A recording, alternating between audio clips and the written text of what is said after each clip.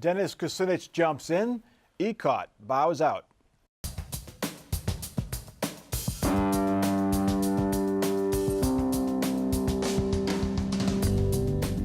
Joining us on Columbus on the Record this week, Laura Bischoff, State House reporter for the Dayton Daily News.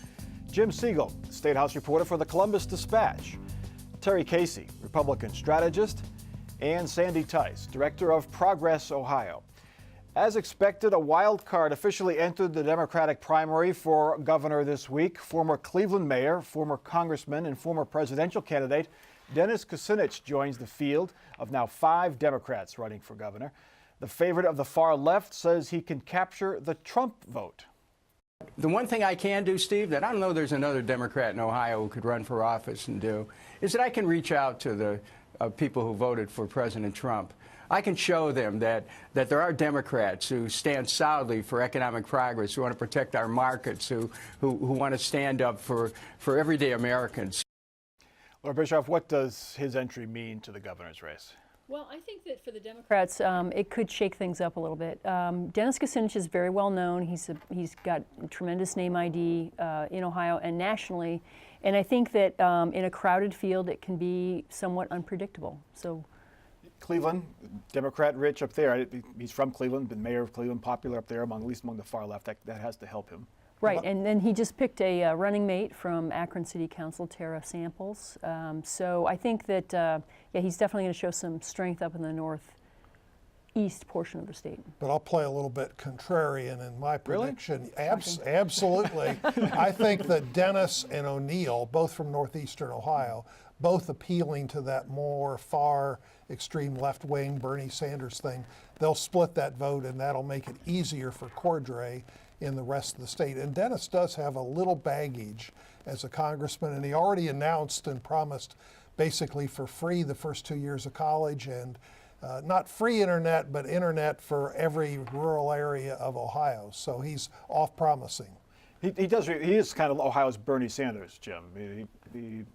He's very far left, darling of the left. I've never heard Bernie Sanders defend Donald Trump. And that's one thing Dennis Kucinich has been doing on Fox News, and calling that there's some deep state conspiracy out there to try to destroy the Trump presidency and things of that nature. I'm not sure how that's going to play once those things start getting more attention. I mean, there's a lot of Democrats who probably never heard it because they're not Fox News watchers, but I think once those start getting out there, being the guy who can reach out to Trump voters may be a little tougher in a Democratic primary. And don't forget Joe Schiavone is up in northeast Ohio too. I mean, 60% of the Democratic vote is concentrated up in that area, but now you got 3 candidates from there. Sandy? He's right. Dennis Kucinich really hurt himself with his constant appearances on Fox News. He even came out and condemned the leaks that were coming out of the White House and said that that was evidence that this deep state was trying to destroy Trump's presidency. I am pro-leak. I think that a lot of the information that we've seen about the Trump presidency has come from the working press, and I think that kind of stuff is going to hurt him. And you know, Dennis is kind of addicted to attention, and I think he has become somewhat of an annoyance to people up there. Is that why he's running? He just likes to run, likes to be in the spotlight, or does he legitimately think he could win?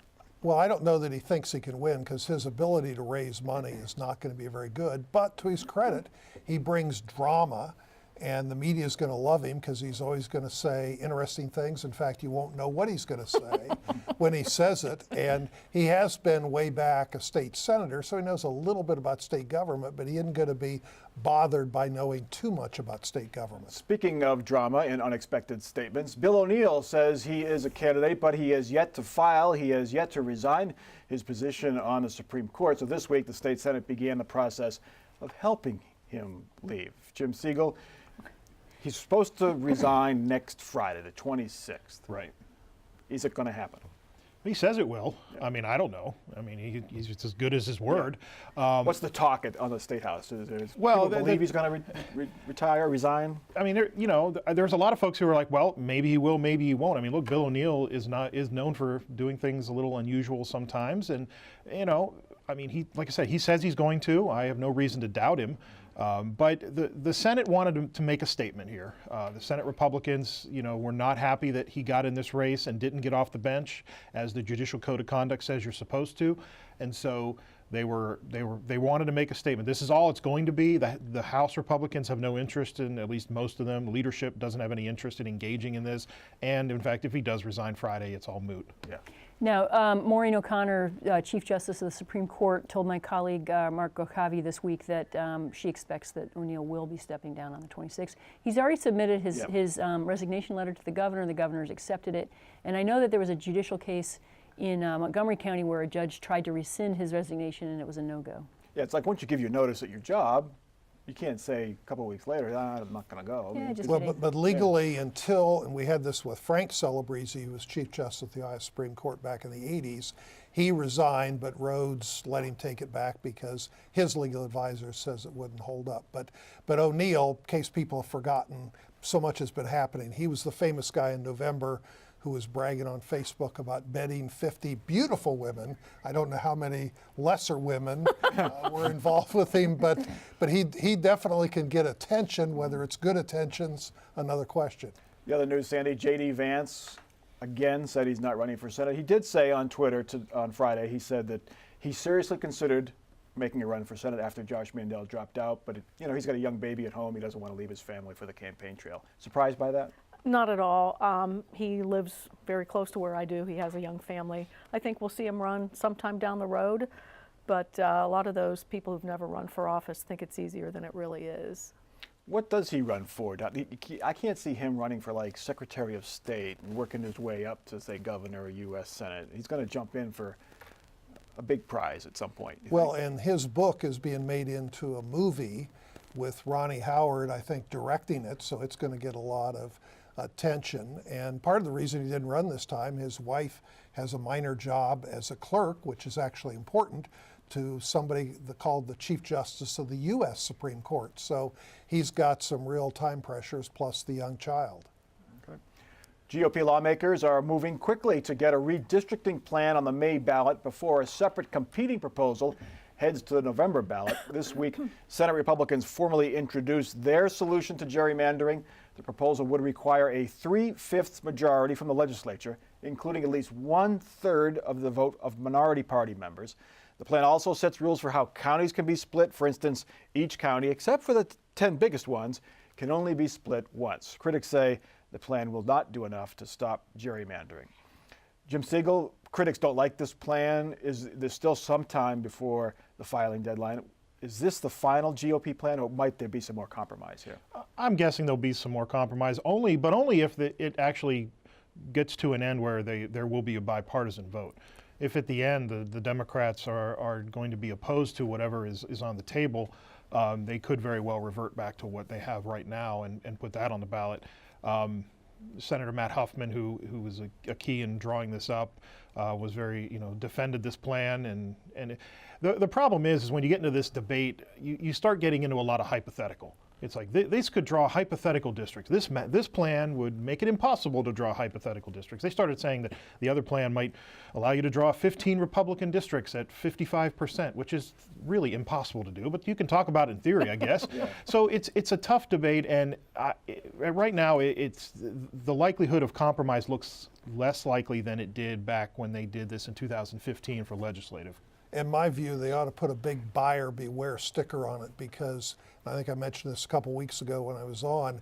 If you start playing under whoever's plan, the first 5-7 districts can look pretty good, but then you're going to have bits and parts of the state, and they're still saying you've got to stick to having each district exactly equal. So you're going to have to grab little bits and pieces of neighborhoods somewhere to make all the numbers add up. It's not going to be a pretty picture, and it can't be competitive and compact. It's mathematically impossible. Jim, they don't that whole exactly equal. There's some leeway there in some court decisions. Well, there's a great debate over whether that's actually necessary. That was Matt Huffman inserted that into his plan, that it has to be exactly equal. Others are pointing to a Supreme Court case that recently that says, I think it was out of West Virginia even, it was like 0.7% variance, which is about 5,000 people.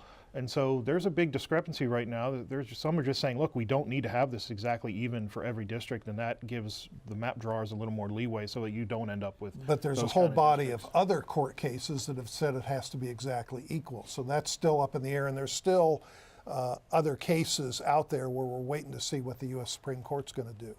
The only reason why they're doing this is because the good government groups are trying to put another plan on the ballot that is better and that is more fair.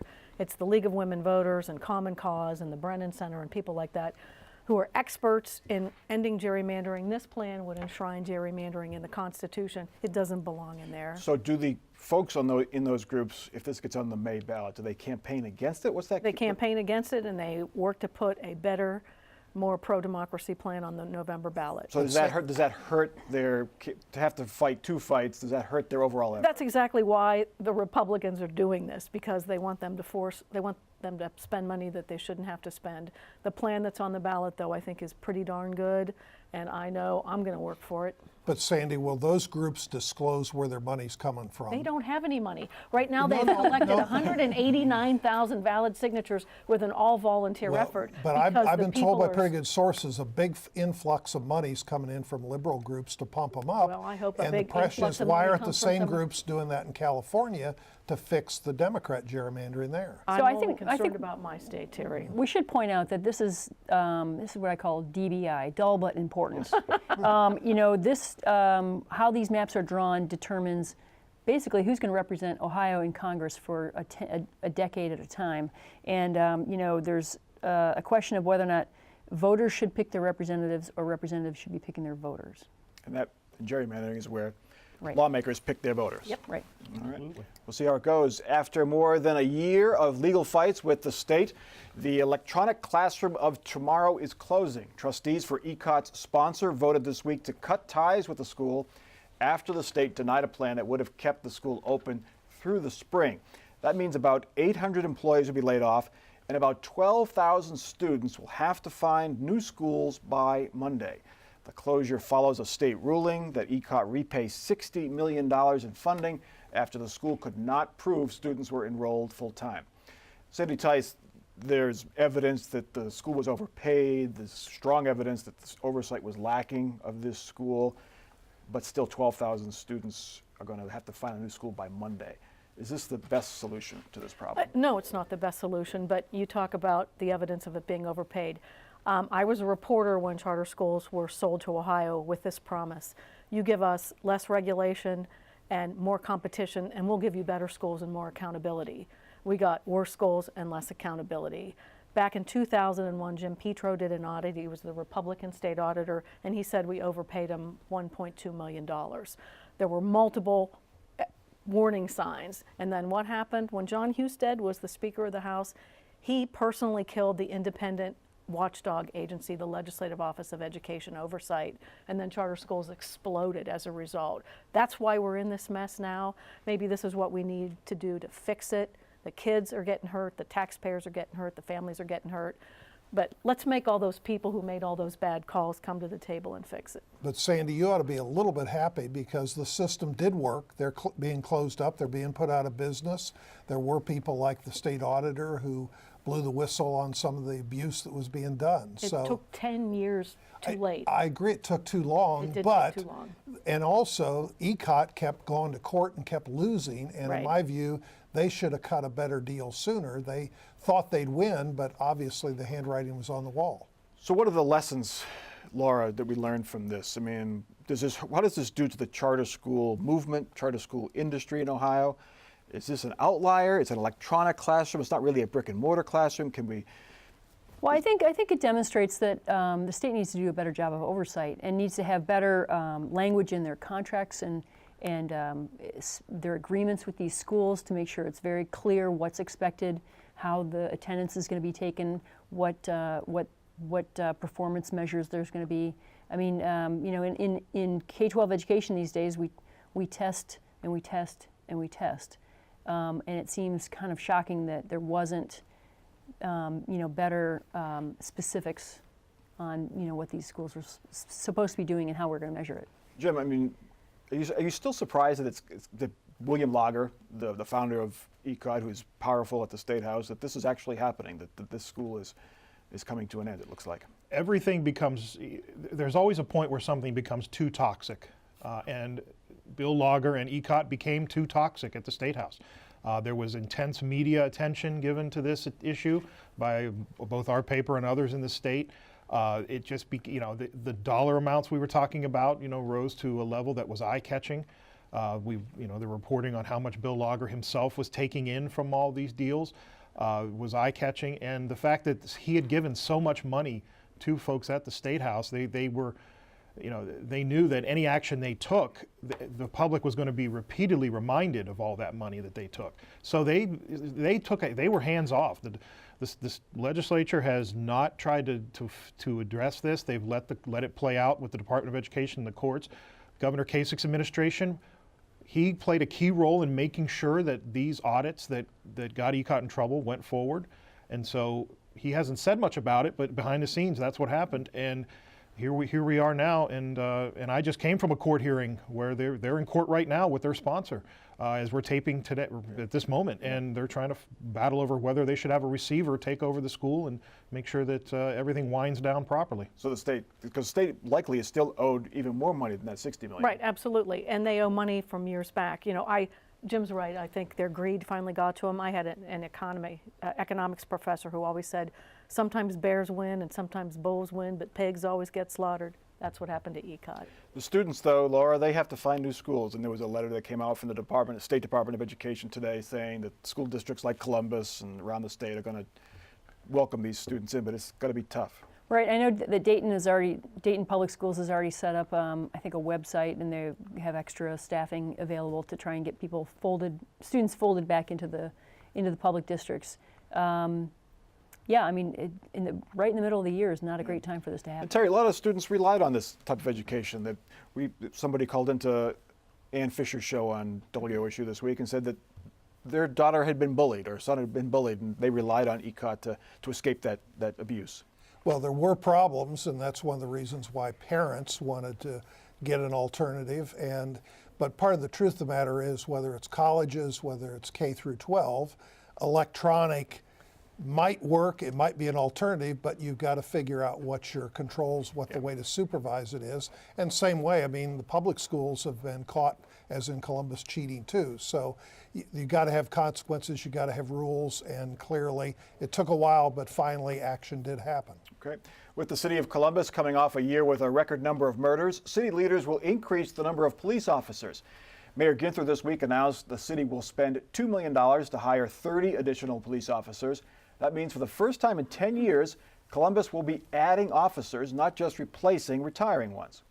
These additional recruits will allow police to put additional resources into neighborhood safety strategies such as safe streets, as well as more resources to solve homicides and address gang-related violence that our chief has asked for.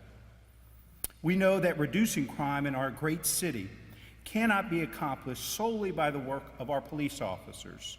So we're also adding $1 million to community efforts in this comprehensive neighborhood safety strategy. Terry Casey, 30 officers, not a whole lot, but it's a start. What do you think of that number? Well, the number you're going to add is meaningless unless you check and see whether the back door officers retiring or leaving the force. And the problem is, since they increased the income tax by 25%, revenue is up 80%, and the actual number of police officers now is lower than it was in '09. So it's good if, beside the classes already scheduled, that they're going to add 30 more, but you don't really know until you look and count it off the those that They say retire.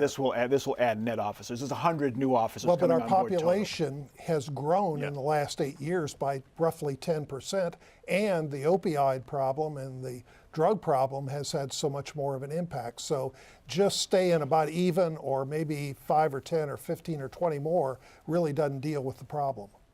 But it's hard to add more than 30. That's a lot of money, Sandy. I mean, It is. I live in what the TV stations call a neighborhood in transition. I live in Marion Village, just south of German Village. My car's been stolen twice. The cops found it the first time before I knew it was gone. So any more police presence in the city is a good thing. I'm for this.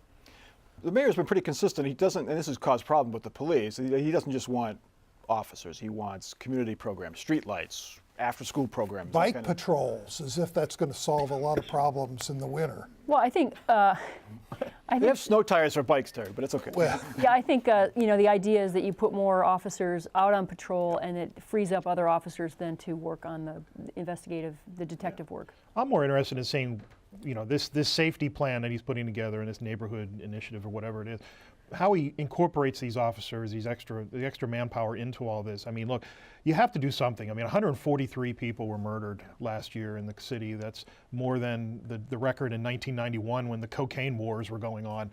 So it's gotten, and it took exactly 14 minutes for the first murder in 2018. Yeah. So he's got to, you know, manpower. More manpower is good, probably. But you got to figure out how to make sure you utilize it the right way. I don't know the answer to that, but it'll be interesting to see, you know, if there's some strategies that really look like they're having an impact. and if you look at the murder rate and you talk to someone like Ron O'Brien, he'll tell you the first 48 hours after a murder is the most critical period. And if you don't have enough investigators experienced in homicide work and you don't get some progress in the first 48 hours, it's tough. All right. Our last topic, Columbus has made the cut. It is one of 20 cities still in the running to land Amazon's coveted second headquarters. The good news is Columbus has beaten out more than 200 cities, including Cleveland and Cincinnati, in the battle to land the Amazon HQ2. But it remains in some pretty elite company. Denver, Austin, New York, Chicago, Washington, D.C. are all in the final pool. Columbus has offered about $3 billion in tax incentives spread over 15 years, as well as improvements to transportation. We don't know what the state is offering, but they'll certainly chip in. The promised prize, of course, is 50,000 workers making six-figure salaries. Jim Siegel, what does it say to make this top 20 list? Does it raise our hopes? Does it Says just we're better than 200 Cleveland? Yeah. I don't know. I mean, look, it's better than not being on the list, I guess. You could look at it that way. I mean, you've rattled off some of the cities that are also involved. I mean, this is going to be tough. And, you know, but Columbus does have some things to offer. And I think one of the things, and we're not going to mention transportation because that is not one of the things, public transportation. But what they do offer is, I think, can be big is low cost of living and low property values, or low property value costs. Yeah. I mean, I know that there's some corporations who have expanded greatly in this city, in this town, because of that, and because they, you know, their costs per square foot are much lower than they are in other parts of the state. And so that is, you know, there are some advantages we have, and you know, this is a city that's with a good education base, and you know, I think that would only grow, obviously, if Amazon were to put a headquarters here. This is all nice, but if you look at today's Washington Post, owned by the guy who owns Amazon, their writer looked at the metrics, and one of the areas where Columbus fell down, besides public transit, is in the workforce, because Ohio, and Columbus in particular, doesn't have as well developed of the workforce in the areas they're looking for. So Ohio and Columbus needs to look at how do we improve the public schools, how do we make the match for the jobs of the future. But Laura, still, Minneapolis didn't make the cut. Charlotte, North Carolina didn't make the cut. And they all have, we assume, at least equal workforces, if not better workforces, larger workforces than Columbus has. You know, Columbus is, I think it still has sort of an inferiority complex. It's the 14th largest city in the country. So automatically we have a big population base. We have the largest public university, or second largest public university in the country right here. You know, there's, I think Jim's right, not only is the low cost of property attractive for the business, but it's also attractive for the employees. I mean, you can actually afford something bigger than a shoebox, which I can't say is the case in LA or New York. A six-figure salary goes a lot further in Columbus than it does in a lot of these other cities. San Francisco didn't make the cut.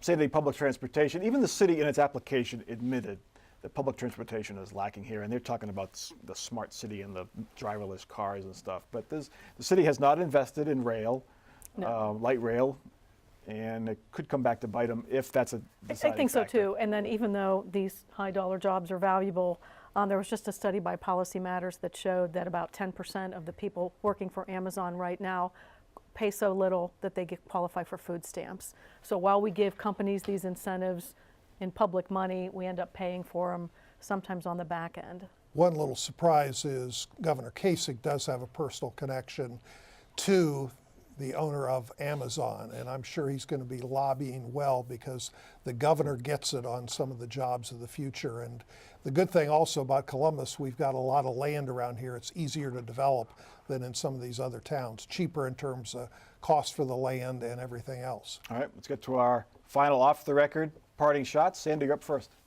Mother Jones Magazine just posted a story that takes a look at ECOT, and a lot of the information has been out there before. There's a lot of new information in there, and it does a really nice job of answering the question, how can a school that has performed so abysmally for so long continue to get so much money? It's worth a read. Terry.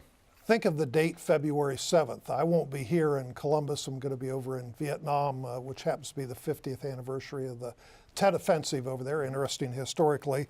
But that's the date, the filing deadline. Be watching in who files for the 12th Congressional District. Could be a lot of candidates. And also on Ohio House races, because Republicans have a potential battle over who's the next House Speaker. The 12th district is Pat Tiberi's district. Right. Jim. I think we're going to see a legislative congressional redistricting plan that passes by February 7th. That's the same day they have to pass one to get it on the May ballot. I'm not going to predict yet that it's going to be bipartisan. And Laura. I was going to recommend that people go see The Post. It's a great story about gutsy journalism and the importance of watchdogs keeping an eye on government, as well as how a smart and savvy woman can come into her own in a male-dominated business world. Yes, it was. It was a great show.